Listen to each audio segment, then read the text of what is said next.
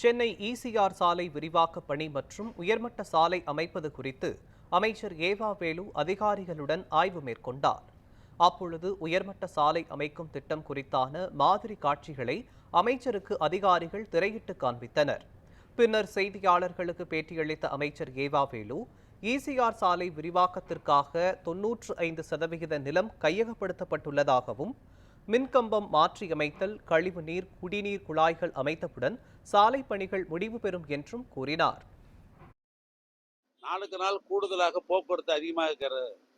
அதனால இந்த 6 வழிச்சாலையை சீக்கிரம் விரிவுபடுத்தணும் அப்படின்னு நெடுஞ்சாலைத்துறைக்கு அவர்கள் அறிவுரை சொன்ன அடிப்படையிலும் ஆணையத்தின் அடிப்படையில் நில எடுப்பு பணியில் வேகமாக விரைந்து அரசின் சார்பாக செயல்பட்ட அடிப்படையில் 95% நில எடுப்பு முடிந்து விட்டது. இன்னும் 5% தான் இருக்குது. இபி மின்சாரம், ஏன்னா அந்த கம்பங்கள்லாம் மாற்றி அமைக்கிறது, டிரான்சாரம் மாற்றி அமைக்கிறது, இந்த பணிகள் 70% பணிகள் முடிஞ்சிருக்குது. எஞ்சிருக்கிற பணி இந்த 30% பணி என்பது இன்னும் ஒரு 3 மாத காலத்தில் அது முழுமையாக அது அடைஞ்சிடும்.